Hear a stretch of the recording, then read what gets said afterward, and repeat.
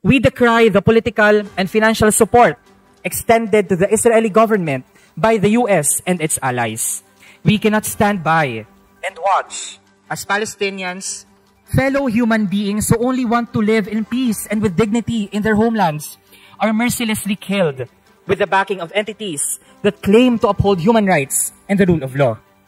We condemn the abstention of the Marcos Jr. administration in voting for the UN resolution regarding the humanitarian crisis in Gaza. We strongly urge our fellow public officials in the Philippines to be one with the struggle of Palestinians for just peace and freedom. We appeal for solidarity with the Filipino youth, Palestinian youth, and millions in the whole world who are calling for an end to genocide and for accountability for all violations of international humanitarian law.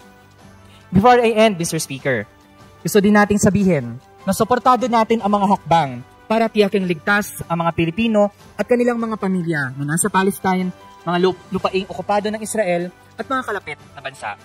Higit sa lahat, dapat wakasan ang anumang foraman ng panghihimasok o okupasyon ng mga makapangyarihang bansa at ang kanilang mga kasapakat papunta sa mga bansang nagnanais na umunlad ng nakabatay sa sariling pagpapasya at hindi nakaasa o nakatali sa mga di pantay na kasunduan.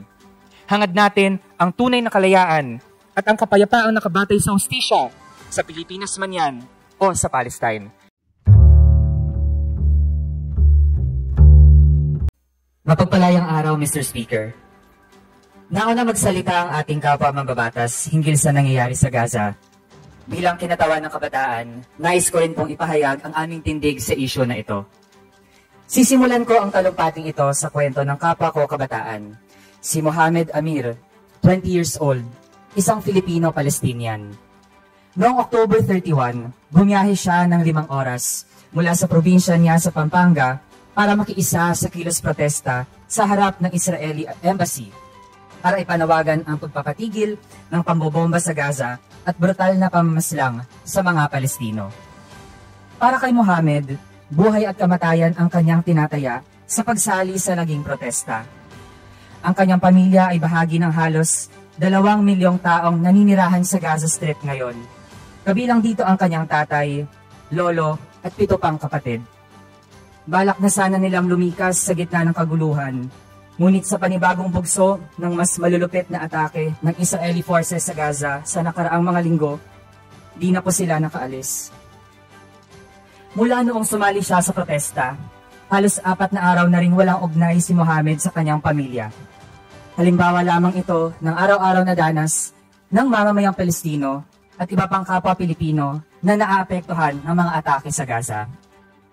Sa pinakahuling tala ng mga otoridad sa Gaza, malapit na sa 10,000 ang pinatay na Palestino, kasama ang 6,400 na mga bata at kababaihan, at 26,000 na ang sugatan. Winasak na rin ang 3 universidad, 3 simbahan, 16 na ospital, 55 moske, at 48,500 na mga bahay at housing unit. Nanganganib ang nalalabi pang populasyon sa Gaza, kung saan 47% nito, o halos 1 milyon ay mga minor de edad. Sila ay matagal ng tila mga preso sa 360 na kilometrong kahabaan ng Gaza Strip. Ngayon, pinutulan pa sila ng Israeli forces ng linya ng pagkain, tubig, komunikasyon at langis mula sa labas. Bawat araw, patuloy na tumataas ang bilang ng nasawi at naapektuhan ng pinsala. Mr. Speaker, nasa 18,000 na toneladang bomba na ang pinaulan ng pamahalaan ng Israel sa Gaza sa nakaraang 3 linggo. Ito ay higit pa sa 15,000 na toneladang bomba atomika na binagsak ng US Hiroshima noong World War II. Hindi man naranasan ng mga kabataan ang lagim ng World War II at ang pasistang pamamaslang ng Nazi Germany ni Hitler sa milyon-milyong Hudyo, pero malinaw pa sa sikat ng araw ang nangyayari. Hindi ito simpleng giyera. Saan ba naman tayo makakakita ng giyera na mga sibilyan ang pinapahamak ng walang kalaban-laban? Hindi noong October 7 nagsimula ang mga kaganapan sa Palestine. Batay sa datos ng UN, mula 2008 hanggang August 2023, o bago pa man October 7, nasa 6,400 na mamamayang Palestino ang namatay. at mahigit 150,000 ang sugatan, habang nasa 300 naman ang nasawi at mahigit 6,000 ang sugatan sa panig ng Israel. Sa unang tingin, mukhang alitan ng relihiyon lamang ang nangyari sa Palestine. Kaya mainam na balikan natin ang ugat ng usaping ito. Dati, bahagi ng Ottoman Empire ang Palestine. Ngunit bago matapos ang World War I at bago tuluyang bumagsak ang Ottoman Empire, sinamantala ng imperialistang Britanya ang pagkakataon. Sa pamamagitan ng nabanggit kanina na 1917 Balfour Declaration, ipinangako ng Britanya sa mayamang bangkerong Briton at leader Zionista na si Lord Rothschild ang pagtatag ng Estado ng Israel na mangangahulugan ng okupasyon ng Palestine sa pamamagitan ng pambobomba at pagpapalaya sa mga Palestino sa ngalan ng mga Hudyo. Isa itong anyo ng diskriminasyon batay sa lahi na laganap na kaisipan sa mga imperialistang gobyerno at nagbibigay katwiran sa pang-aalipin at pangongolonya. Dagdag pa riyan, ang pangako ng imperialistang Britanya na ipagkaloob ang mga lupain ng Palestine sa grupo ni na Lord Rothschild nang walang konsiderasyon sa mga Palestino ay hindi nalalayo sa 1898 Treaty of Paris, kung saan pinasa ng Espanya ang Pilipinas sa kasunod na mananakop, ang Estados Unidos. Upang maisakatuparan ang pangako kay Lord Rothschild, formal na idineklara ng imperialistang Britanya at US ang pagtatag sa Israel noong 1948. Para magawa ito, 15,000 ng mga Palestino ang pinatay mula 1947 hanggang 1949. At ang massacre na ito ay tinatawag na Nakba o Dilubyo sa wikang Arabo. Gamit ang serye ng mga digma at sapilitang pagpapalayas, pinalawak ng umuukupang Israel ang kontrol nito sa lupain ng Palestine. At ang natitirang lupain para sa 5.5 milyon na mga Palestino ay ang Gaza Strip at ang West Bank, kabilang ang East Jerusalem. Dahil dito umusbong ang iba-ibang anyo ng pakikibaka ng mamamayang Palestino para sa kanilang pagpapalaya. Kaya muli, ang nasasaksihan po natin ay hindi simpleng gera. Isa itong krimen laban sa sangkatauhan. Mga kababayan, this is a genocide. Pag-ubos ng lahi. Para sa mga Palestino, ang kanilang lupang ninuno, kabilang ang Gaza, ay nagsisilbing kanilang kulungan at libingan. Ang kahihinatnan ng mga atake ng Israel ay ang pagpuksa sa mga Palestino. 75 years nang okupado ang Palestine. Hanggang ngayon, nagiging posible pa rin ang ganitong okupasyon dahil sa pagsuporta ng gobyerno ng Estados Unidos sa gobyerno ng Israel. Hinaharangan o di kaya pinalalabnaw ng Estados Unidos ang mga resolusyon ng UN na kumukondena sa mga abuso at paglabag sa karapatan ng mga mamamayang Palestino. Ngayon, gobyerno ng Israel ang siyang pinakamalaking tumatanggap ng dayuhang tulong pinansyal mula sa Estados Unidos at kaugnayan ng papel ng Israel bilang ipinwestong kanang kamay sa Middle East upang tiyakin ang interes ng US sa rehiyon, lalo na sa langis. Why do the Filipino youth strongly feel about this issue? It's because we are no stranger to colonial rule and oppression in our own country. We have studied history, and we learn that our oppression is linked to oppression in other parts of the world.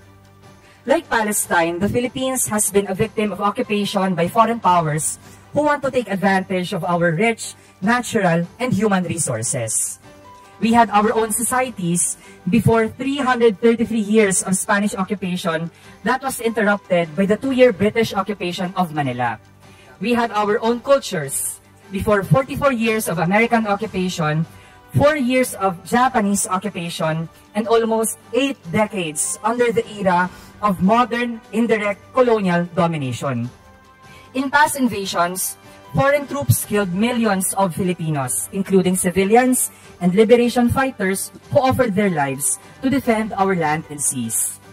In recent years in the Philippines, branded as terrorists are indigenous people and ethno-linguistic groups who are struggling for self-determination, for just peace, and against imperialist plunder of the ancestral domain.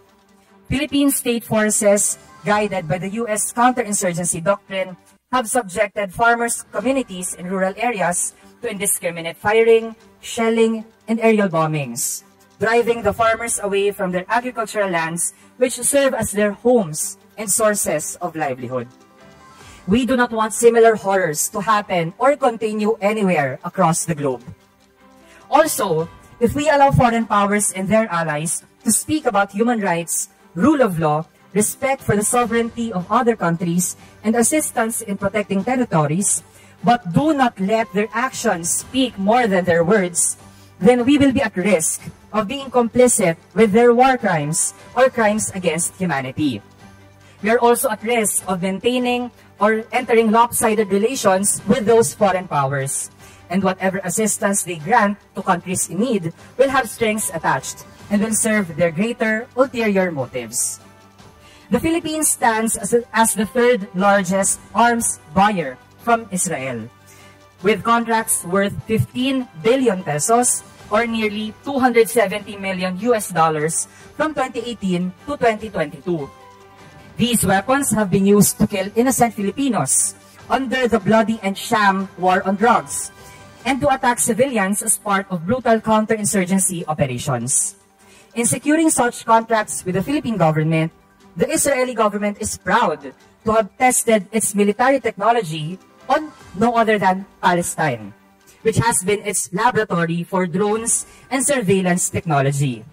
On top of that, these Philippine contributions to Israeli profits form part of the Israeli government's war chest against the Palestinian population. Therefore, the weapons that the Israeli government is proud to have tested through its genocide on Palestinians are the same weapons that are sources of profit to fund Israel's brutalities, and the same weapons that can further be used by our own state forces against the Filipino people. Here, we are witnesses to how the global military-industrial complex run by monopoly capitalists not only produces the arsenal to undertake a worldwide campaign of repression against anti-colonial and anti-imperialist movements, but also amasses super profits from the proliferation of state-sponsored atrocities and rights violations. It is also gravely disappointing, to say the least, that the Marcos Jr. administration abstained from voting on the United Nations resolution calling to protect civilians and to uphold legal and humanitarian obligations amid the ongoing crisis. This makes the Philippines the only Southeast Asian country to not vote yes to the resolution. In this light, Mr. Speaker, I stand in this chamber as representative of the youth in Philippine Congress to express utmost condemnation of the ongoing genocide and war crimes by the Israeli government against the people of Palestine. We, the Filipino youth, believe that genocidal actions by the Israeli government do not represent the aspirations of Jewish communities. The Filipino youth also slam the spreading of fake news and lies by the Israeli government to justify the killings of thousands of Palestinians and the wholesale red tagging of dead victims, including children and youth. We are one with calls to stop the Israeli government's bombings on Gaza and to stop all attacks on civilians. We support the opening of borders that will allow the swift and immediate entry of humanitarian aid into Gaza so as to provide food, medicine, and other essential supplies, especially for the victims.